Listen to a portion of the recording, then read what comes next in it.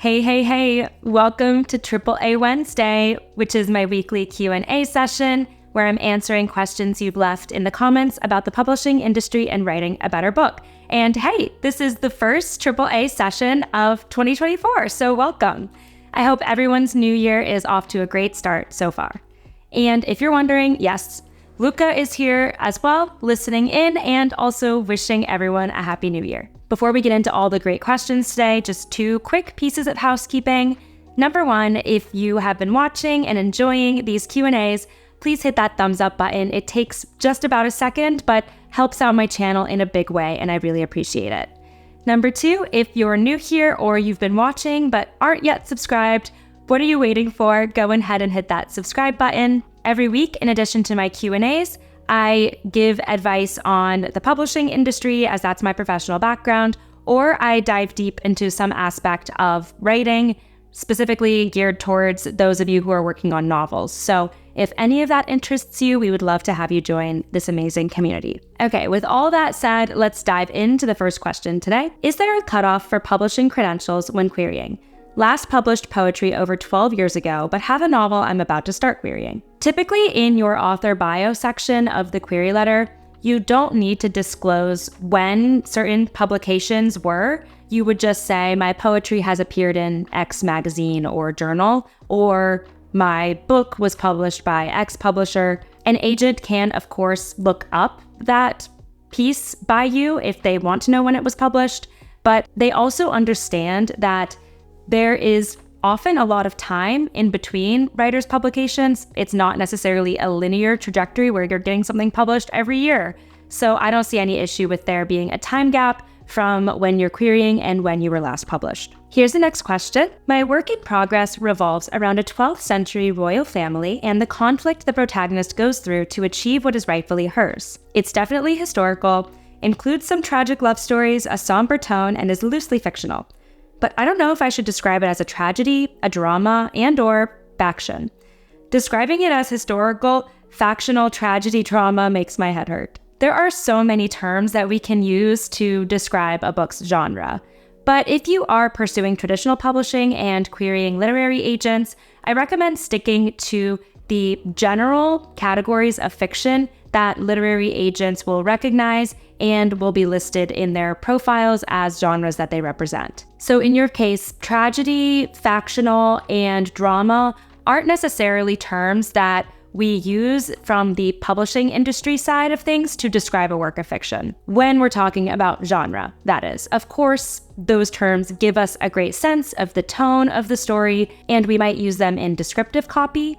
But in terms of the genre, because your book is clearly historical, you can label it comfortably as historical fiction, and that's really the furthest you need to go. You should also specify whether the audience is YA, middle grade, or adult, but beyond that, that's perfectly fine for your genre classification for querying purposes. If you are self-publishing, you are going to have many more selections of subgenres when you are posting on retailers like Amazon, but it helps to still know what that overarching genre category is, and then choose your subgenres from there. Before we get into the next questions, I wanted to let you know about a library of resources I've built up on my newsletter website, chapter-break.com. If you haven't checked it out yet, I strongly encourage you to do so.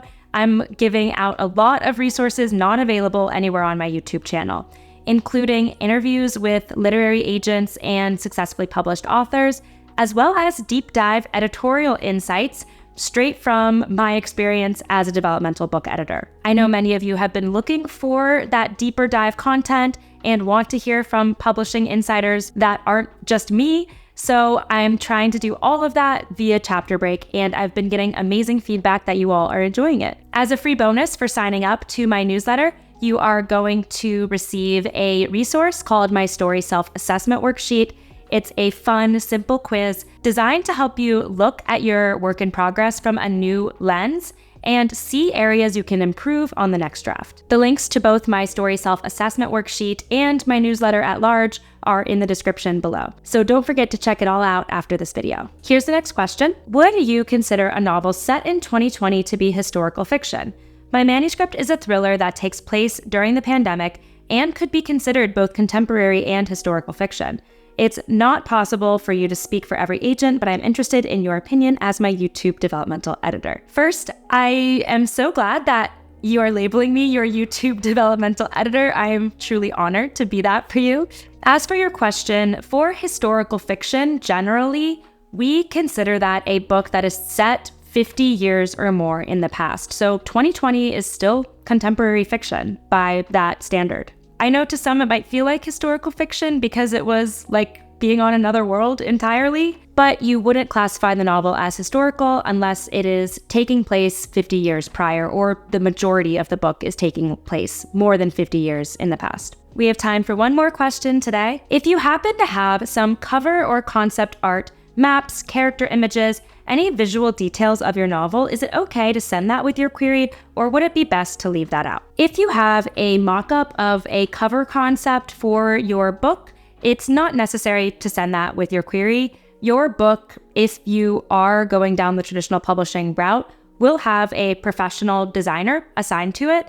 And at that point, once you have a book deal and you're talking about cover art, you can certainly provide them your ideas for the concept, but it's not necessary to include at the query stage. I would say if there's any visuals that are essential components of the story, whether that's a map of your world or maybe even a family tree or some other type of diagram that is essential to the reader understanding aspects of the story, then I recommend including those, but those would ideally be baked into the manuscript itself. Similar to how when you open certain books, they have visual elements in the prefatory material. If it is that kind of graphic, then you can include it. But if it is something separate, maybe something you created just to help you get in the novel's world, but it actually doesn't have any bearing on the story itself, then you wouldn't need to include it. Those are all the questions we had time for today. Thank you so much for tuning in to the first AAA session of 2024. I can't wait to continue doing these Q&A sessions and bringing you more helpful content. Speaking of content, don't forget to check out all of the great resources I have in my newsletter, and your free Story Self assessment worksheet is waiting for you in the description below. Before you head out, please hit that thumbs up button if you liked today's video and are enjoying these sessions, and don't forget to subscribe if you haven't already. Thanks so much for watching, and happy writing.